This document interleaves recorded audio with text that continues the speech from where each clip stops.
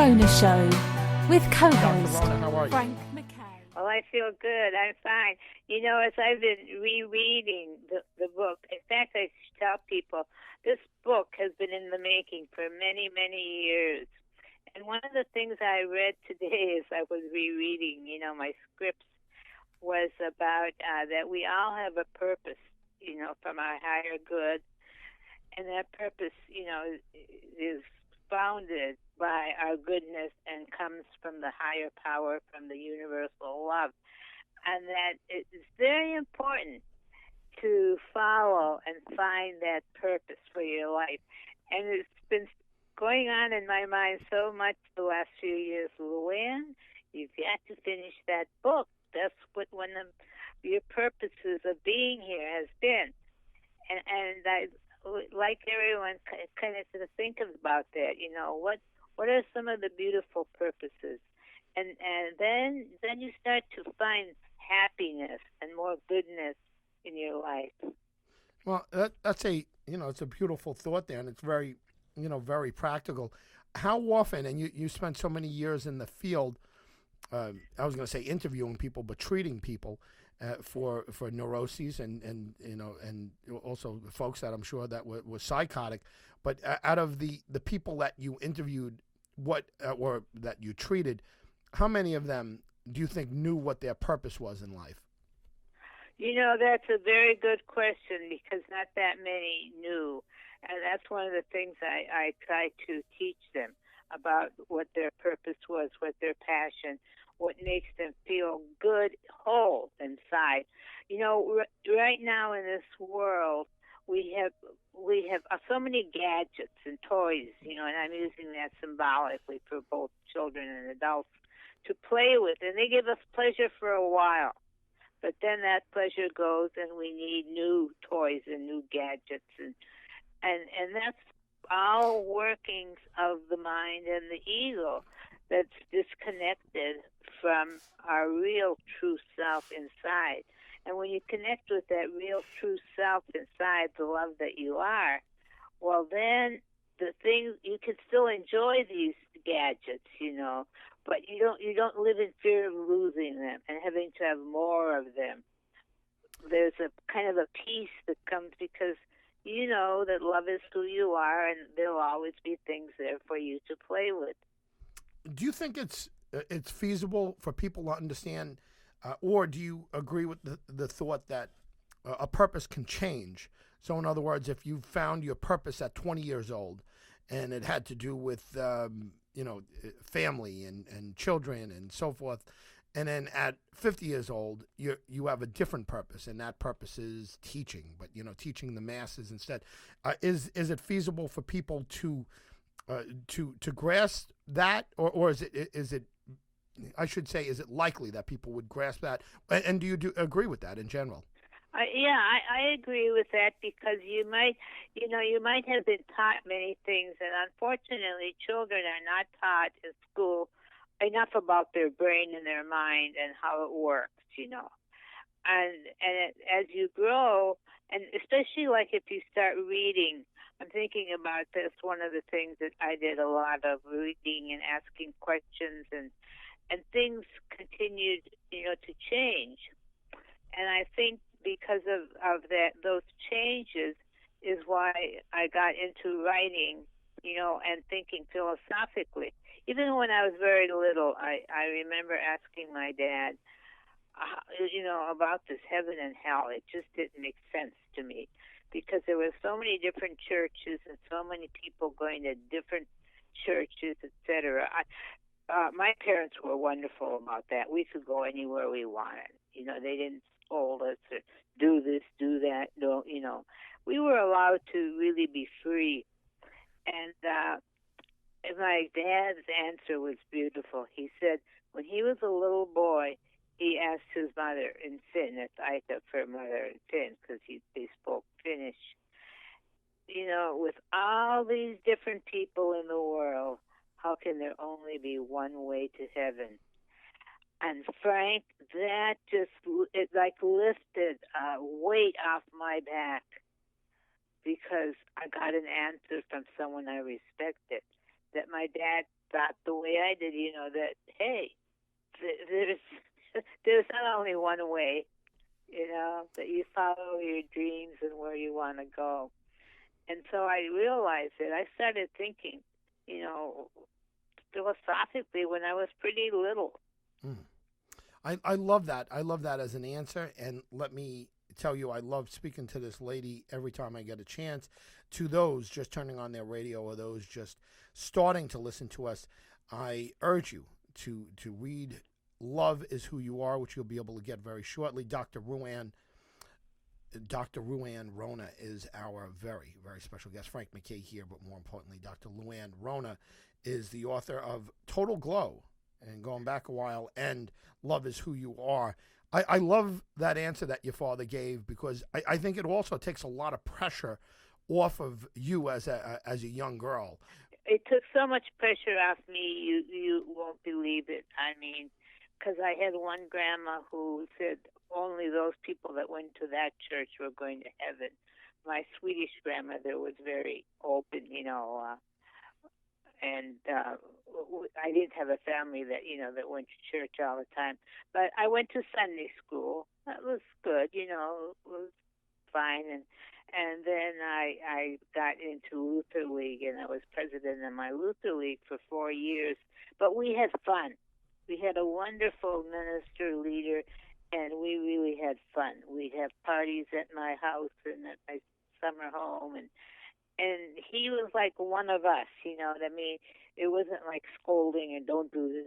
We all were good kids, but it was fun. We had fun. Yeah, well, I think that's important, and you don't connect, religion to fun all that often. I know people like to say they do, but usually religion is met with harshness and rules and rigidity and you can't do this or you can't do that. You're put into like this box. If you're hanging out there and you're partying with your religious leaders, I mean that has to also take a lot of pressure off of you. It really did. It really, really did. People like to go. They like to come to to the meetings, because we didn't have that like scolding or you can't do. Just instead we talk about things, and of course we talked about the attitudes and important things too. That are part of really a beautiful ethical system. But exactly right. There wasn't that. Oh, and then when the mind is told you have to do this, the mind kind of rebels, and that's when we set up these arguments within our mind, and that's not healthy and good for us at all. Well, that's terrific. Another thing that you say, another phrase that you use that I love, and it and it gets a lot of thought-provoking exercise out of me, is you said think about your thinking. And, we spoke about that last time, but think about your thinking. And when we're sitting here and we're talking about religion, that's really what you were doing back then and what your father encouraged you to do. Instead of saying, right. Look, this is an absolute. This is so because the Bible said so, or this book, or this, even if you don't know what the Bible is, this book written by these men, 2,000 years ago, they said it, so that should settle it and everything else. He said, no, there's different paths to go there. In many ways, that's kind of what you say. Think about your thinking. At that point, think about your religion. You asked a question, and instead of getting knocked down as a young girl saying, well, just, we're your parents and we told you so, and don't question this, and certainly don't question your God or your religious leaders or whatever. Again, another reminder, Frank MacKay here. More importantly, Dr. Luann Rona is our very special guest, the author of Total Glow and also Love is Who You Are, and that will be coming out, and you'll see that all across the country. Dr. Rona, what about that? Religion, rigidity, as opposed to religion and like a little bit of freedom of thought. I mean, that's that's very, very, very important. Because when you think about what you think, like if I said I'm not going to think about a pink elephant, I'll keep thinking about it, won't I? If I'm thinking about why do those kids do this and I can't, those thoughts get stuck in your mind, and they get stronger and stronger, and then the mind argues with them. Instead of coming from the love that you are inside and being able to ask questions and and play and have fun as a kid, and as a teenager too, and especially as we grow up. I was thinking of that poem, that's so popular. With all the radiance that was once so bright, be now forever taken from my sight. Though nothing can bring back the hour of splendor in the grass, of glory in the flower, we will grieve not, but rather find strength in what lies behind. And then you jump down a few lines, and it says, thanks to the human heart by which we live. That's wonderful. I mean, that is really, really, really wonderful. Line in there, "Splendor in the Grass," was used, for a novel, right? Did you ever read that? And does it have any significance to the poem? Well, the movie was very good. I think a lot of people saw the movie too. Sure. Mm-hmm. Yeah. Well, no question about that. Let me ask you about this. When was the first time you realized, as a young girl, that you could actually help somebody with their thinking? Now, again, it's you're learning that at a young age, that you could even question your religion or religious norms. When was the first time that you realized, as a young girl, that you could affect how other people think and how you could possibly affect how they think? Well, that's a good question, because I didn't sit back and plot about it or that. It just sort of evolved and happened because everyone loved to come to the Rona house, and my parents allowed me to have everyone over, and we could have our all kinds of meetings there, and I think that so people started to look to me as to, hey, what can we do? What should we do? And when I told you when I was that little girl and the ice skating queen, yeah, I was only 8 years old, and all the little cities around voted for me. And that was like, oh my heavens, me! They voted for me, because I was only 8, and the other girls were older. And I guess I started to think, well, maybe people do, I guess I liked people. I think that's the big part of it, Frank, is that love was in my heart from the beginning, and I liked people. I just really, I liked them. When I remember doing my residency and my internship at George Washington, and I was living there on by 14th Street, and it was kind of a dangerous area back then. And I wasn't afraid, and no one ever came after me or hurt me. And I went shopping where the black people shopped, and the guys were nice. They'd say, "May I carry your bags for you, Luann?" And I'd say, "Okay." And they'd carry my bags up to my little apartment for me, and I'd thank them, and that was it. Because you see, I think when you give out an energy of love, I wasn't purposely doing this, was just the way I was. And when you give that energy of love, people respond back the same way usually. They usually do. There's hundreds of stories, of that going on. Oh, go ahead. I'm sorry. This may have a bit of question, but anyway, this is one of my favorite. I study, of course, immunology, study of the psychic system and the nerve system and the immune system. And for years, we didn't know that they were connected. And then by accident, one day, some of the people at NIH realized they saw a nerve hooked to an immune cell. Well, it didn't just happen that day. Obviously, those had been there forever. But see, the scientific mind, the dualism, where mind and body were separated, from spirit and the immune system, people weren't looking for those things. And there's a beautiful, beautiful study, one of my favorites in this area, And they, Ohio, they were teaching, Ohio University, they were teaching, one of these classes, and they were feeding all the animals, all the rabbits, were fed a really high fat, diet, bacon and eggs and all the things that, so many people say you're not supposed to eat. But they all had these high fat diets. And all the rabbits developed atherosclerosis. Their blood vessels were filled with junk. And there was one group of rabbits that didn't, and they had the same food, but they didn't develop the atherosclerosis. Well, of course, the scientific mind, and I don't mean to be criticizing scientists at all here. I'm just saying the way that science and this dualism were separated is that they were looking, of course, for all kinds of reasons what could be going on in these, scientifically in these rabbits. Well, you know what they by accident found out? What's that? That group of rabbits, the technician who fed them would take them out of the cage and hold them. Hold them while he fed them. Wow. Isn't that powerful? Huge that difference. Love. Yeah.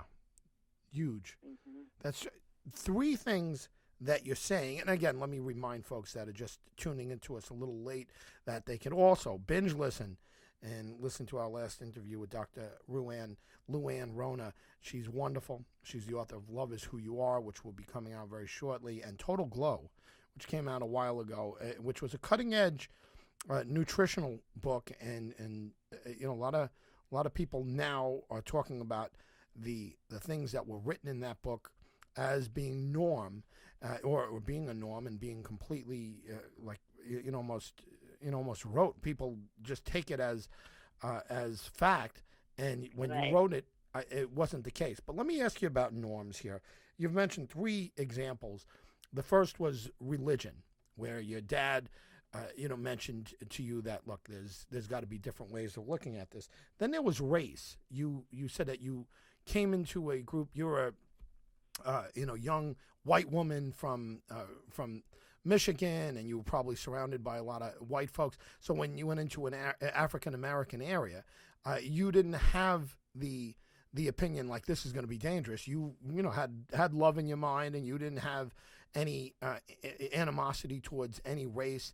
And you found out that there was an advantage there. Then the next thing that you just mentioned is you questioned the medical community, basically scientific community, when we talked about the rabbits, and you thought there was more to it than just what met the eye. But if you think about it, it all has to do with having an open mind. It all has to do with having, not being controlled by either tradition or norms. I mean, is that something that you've prided yourself on, the fact that you've looked beyond that? Well, I wouldn't say I prided myself on it. I just saw that that's the way life was. That there have to be other answers to things, and other ways to look at things. That just seemed, appropriate to me. And then when I started reading all these different books, Deepak Chopra, and then all these things got even more dynamic for me, because here were some great scientists, who were starting to switch over, doctors who were seeing, the world from a more holistic viewpoint, that mind, body, and spirit are all connected. And so that was really, really thrilling for me to see that some of these great thinkers were thinking that way. When did that happen, Dr. Rona? When did people start publicly thinking holistically? Well, different times for different people. In the 70s, I started thinking, more that way by going along with writing Total Glow. My husband was a publisher, and he suggested that, and we would visit different doctors, who were giving out vitamins and all kinds of stuff. And one particular doctor he was a dentist, and he had cancer of the pancreas, and by taking a lot of certain enzymes, he cured his cancer. And so we became friends with lots of people like that. And, and that was fun because you could talk about different things, rather than just as you said what the norm was. And then I think I was in the car and I heard Deepak Chopra come on, and I said, wow, that's powerful, and Larry Dossey, Meaning in Medicine. And it made sense. See, my mind was open-minded, I guess, right? Yeah. My mind was not set that this is the way it is. Is it, wow, look at that. Yeah, that makes sense. Well, thankfully for anyone who reads your book, that you've evolved to that point. Just a tremendous mind that we're speaking with Dr. Luann Rona. Love is Who You Are is the name of the new book, and we will be talking about that more and more in the future. Total Glow was her initial book, and it's like a textbook and not easy to find nowadays, but we'll work on that as well. Frank MacKay here, but more importantly, Dr. Yeah, I Luann. can't believe I wrote that in 1978. And as you said, in 78, people were not thinking holistically, or, they weren't thinking so much about substituting yogurt for mayonnaise and things like that, Yeah, well, it just wasn't done. But actually, a lot of the things that you've suggested and that you've taught over the years just weren't done. And I think it's in some ways you're iconoclastic. Do you like the term iconoclastic? No, I don't think people saw me that way. I think people just thought, well, Luann understands this, or she knows that, or what would she think about this? More that kind of way. Oh, listen. I guess it was because I liked, because I liked people. Like I told you, I loved medical school. There were 12 women and like about 200 men. Why wouldn't you love those odds? That's tremendous. Well, listen, Right. Unfortunately, we're out of time. We hope to hear more about you and Love Is Who You Are. That's the name of the new book by Dr. Luann Rona. Frank MacKay here, but more importantly, the author of Total Glow and Love Is Who You Are. Dr. Luann Rona has been our very special guest.